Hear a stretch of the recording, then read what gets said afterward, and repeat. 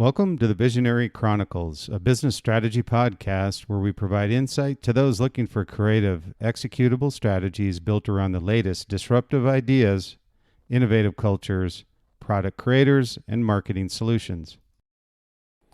On this episode of the Visionary Chronicles, we're going to talk about strategy, how to execute, how to define your future. Because at the end of the day, strategy really is driven and built around the vision of the company. And your ability to define a strategy, to have a team that will execute the pieces of that strategy is absolutely critical to your success.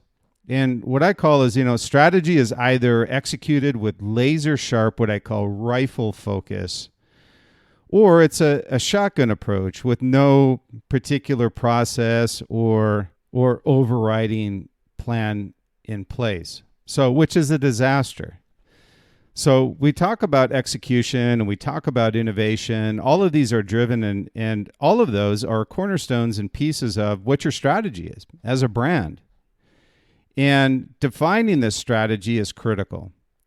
All visionary brands that I've seen and worked with all have a clearly defined strategy process in place in areas of responsibility and functional areas that execute against that strategy. And strategy has a tendency to be more top level. Obviously, it's something that you've defined specific objectives, opportunities that you see in the marketplace. And again, I say those are only as good as the paper that they're written on. You must have a strategy around how you're going to realize that vision through a strategy. And so once defined and implemented, this is where the winners, what I call the disruptors, separate themselves in the marketplace. They commit themselves to this process, and they have the passion, the continual commitment to passion that flows through the entire organization and the brand. So having a clearly defined strategy around your vision is something that gives people a comfort level. You'll have the naysayers, though, that will look at a great visionary. That's a really great idea. But how are you going to realize that idea? And it's done through strategy. So this is really a critical component to brands. And many of them, believe it or not, try to build a great strategy. And it just kinds to be a kind of what I call a hodgepodge of a bunch of different things patched together and with Band-Aids. So what I'm looking at here is really defining how important this strategy is and what the pieces of that puzzle are. It's a very big conversation around strategy, and it's really inherent around the category that you're in, the competition that you're facing, and the opportunity that you see in the future. So all of these are kind of variables to how you execute against your strategy, but I would like to kind of talk on a top level basis of number one, the importance of a strategy and what are those pieces of the strategy you need to execute against. And if you're going to be a leader, a disruptor in your industry, one that finds continual ways to improve a process, improve a product, to make people's life better, then you need to have a clearly defined process and strategy and how you're going to execute that on a year-to-year basis. So that's really an important aspect to it. Now, I talk about leaders and followers. And we've talked about leaders, but followers are the ones who do not have or know how to either define or commit to a core strategy or don't want to commit to a core strategy. They just want to follow others. Now, there are many brands or companies, I'll call them, not necessarily brands. They're more often than not commodity brands. And they will look to others, the leaders, the disruptors, to give them the opportunity to enter a market. And those are ones that define their strategy around others' strategy. How do they do it? Well, that's a great product. Let's just knock that off. So when you look at being a leader, you're independent by design, and you're interdependent within the teams that you have that are executing against that strategy. So these followers will always be out there, and they're always in your rearview mirror. But don't worry about the followers. You certainly need to know what's out in the marketplace, who the competitors are. Go ahead and do your SWOT analysis. But if you're executing relentlessly and you have a defined strategy around how your brand is positioned, the community around that brand, and how you're satisfying that need, that will be something that's going to carry you for generations. So you want to make sure you understand the point of difference there and who your competition is and what they do and how they execute against their strategy and how highly dependent they are on you to have you effectively execute your strategy so they have products to put in the marketplace. As sad as that sounds, that's normally how it's done.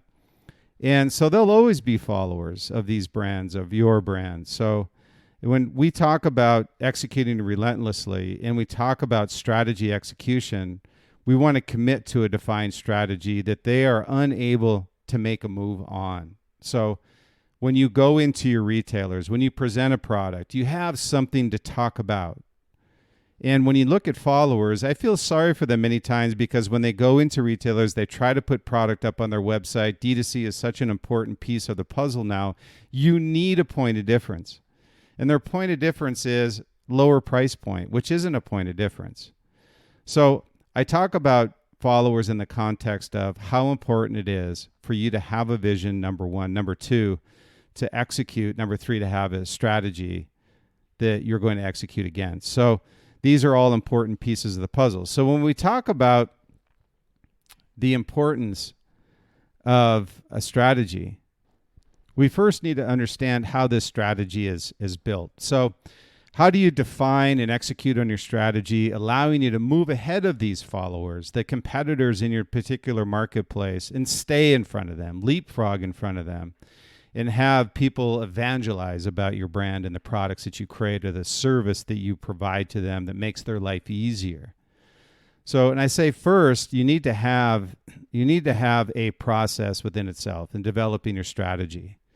So again, if you look on the top line, vision, strategy, executing against that strategy. So I kind of look at this pieces of the puzzle of a strategy, let's say landscape, and what this looks like. And first and foremost, it's defining the opportunity itself. You know, whether it's a new product, whether it's a progressive update to a current product you have in the pipeline, whether it's a new innovation, whatever it happens to be, it's defining the opportunity. What I say, the what, the where, the when, how, and why. And through an ideation process, defining each one of these areas of potentially insanely great ideas, a free-flowing process behind the brand and how they come up with what these opportunities are and how you're going to execute and realize and commercialize that product. So there's a couple pieces of this puzzle that we look at. One is on the very front end of this process is this opportunity itself. So you're defining what the potential opportunity for the brand is. The second piece to that is the value creation that you're putting in the marketplace. You know, what do we need to do in order to provide a better experience? What do we need to do in order to provide a better product for somebody to be a better athlete, for instance? And then we can promote that benefit to this community. So when a strategy is built, the pieces of that strategy on the front end are, what are you trying to execute in the marketplace that's going to give you a point of difference in leadership in your particular category or product? Now, there's different types of strategy, and I'm talking specifically about where you want to leapfrog or move ahead of your competition, and what does that look like when you're putting these pieces of the puzzle together. So we talked opportunity, value creation, and then what you're doing is you're defining where that value is going to come from. You know, whether it's an industry, whether it's repositioning the brand, a product, a category, or reinventing a category, disrupting a category. We'll talk about that in a minute.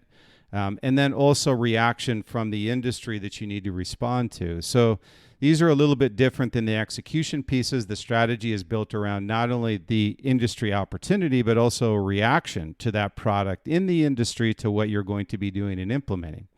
Now, that reaction can either be something that is so far ahead of the competition that you're on the early adopter phase, where not a lot of the sales happen. It's usually a higher price point product, but as you move along the food chain, you can either draw down those technologies or have an opportunity to have incremental improvements to that product made over time. So there's different areas of value capture. So we'll talk about the industry itself. How are you disrupting the industry? How are you making the industry that you work in better? And that can, again, be technology, it can be product, it can be services, whatever it happens to be, you are affecting your industry. So it's defining the impact to the industry itself. And this is all on value capture silo. And the second is the positioning. If you're a best level brand, you want to make sure that whatever you're doing from an opportunity perspective is always within the positioning that you currently have in the marketplace. So making sure that that's a defined opportunity within the positioning that the brand is in the marketplace or your category is a second value enhancement or we call capture side of the business. And then the competitor reaction. It's one that many brands fail to recognize, is that you're going to have some reaction from your brands. If you're going up against Nike and you're an apparel company and building a performance product, you can expect that if you start to become successful, you're going to have a reaction from a big brand in the marketplace.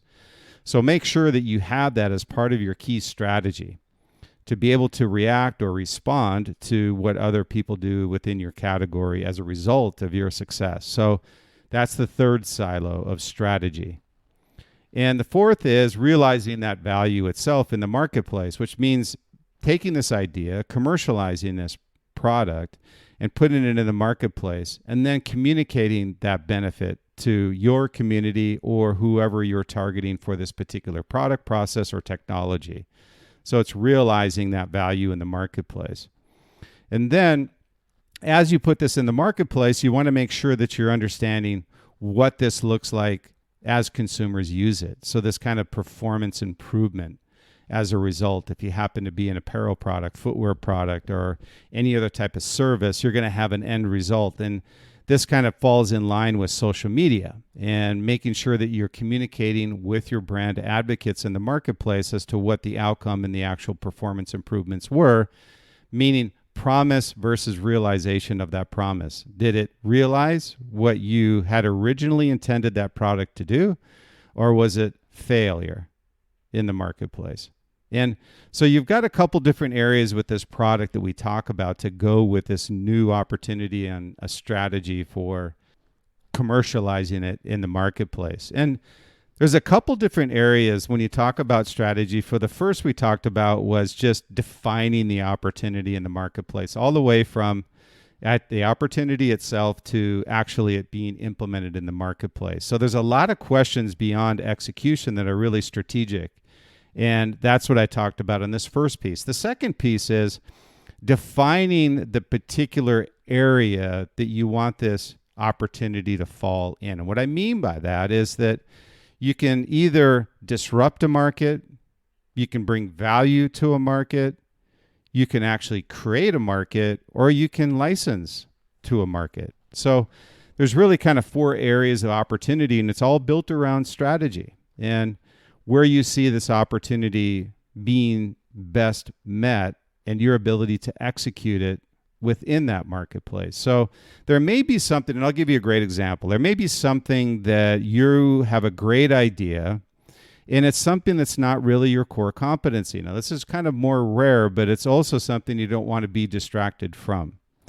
So it's something that you have this intellectual property, this IP, this great new idea that's a complement to your brand. It makes sense, but you can't build it. So it may be something that you want to license to somebody else and have that as part of your IP portfolio. So that's one area. The second area would be bringing value to a current market with an idea that you have, meaning that you're complementing something that another brand is doing and effectively maybe building a royalty agreement with them and or working in conjunction with them to build it.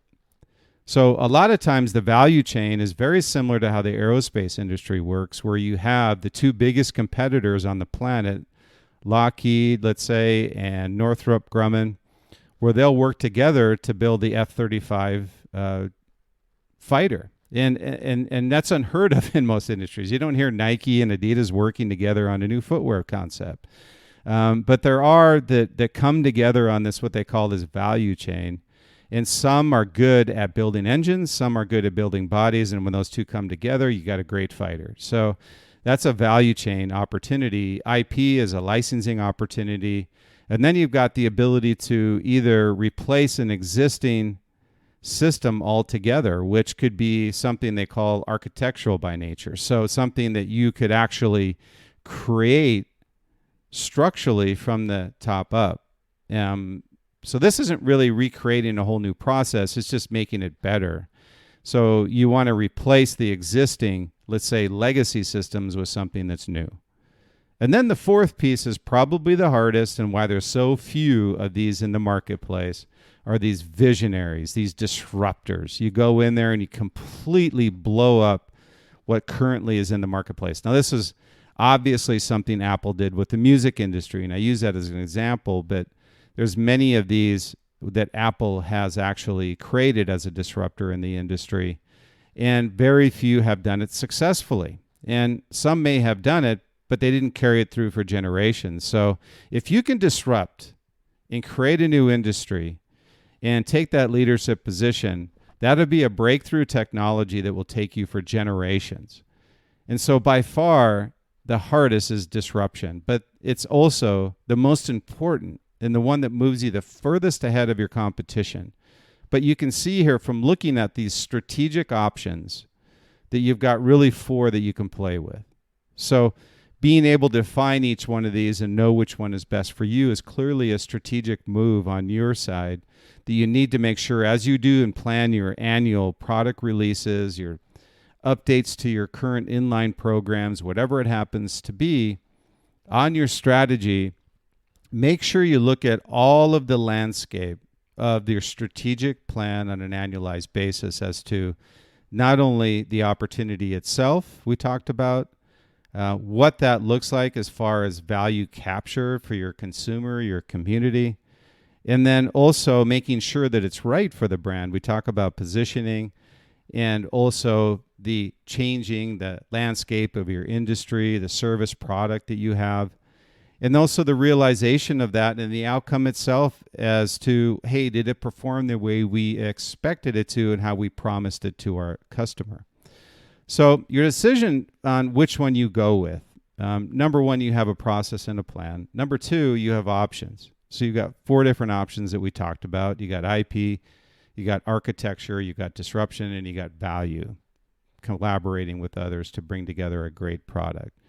So your decision is really based on how truly disruptive your idea is, how easy it is to commercialize, and also, is it part of your core competency and is it right for your brand? So this strategy process acts like a bloodline, reinvigorating everyone inside and outside the brand. And find your option, but make sure you understand the impact to the industry and how it's going to affect you long term. I want to thank you for listening to the Visionary Chronicles. I really appreciate your time. I know that you've got a lot of other things on your plate, and I really appreciate you taking time out of your day to listen to the Visionary Chronicles, so thank you. Our intent in creating the Visionary Chronicles was really to address not only critical business issues, but also personal plus professional issues that business owners, entrepreneurs face on a day-to-day basis. So if you could and you like what you hear, certainly the support helps and the reviews are tremendous. So we really appreciate all those of you who have given us reviews. And as we move forward and you give us a review, we're going to be giving away some product as a thank you for those reviews, and also take a look at the Visionary interviews, Visionary Chronicles interviews that we have coming up as well. So if you have somebody who you feel would be a good subject for the Visionary Chronicles, we'd appreciate you having them reach out to us as well. They can go to my site, Brian Smeltzer, BryanSmeltzer.com. Go to the podcast section and you'll see the Visionary interviews. So again, thank you for your time. I appreciate it as always and look forward to our next Visionary Chronicles podcast.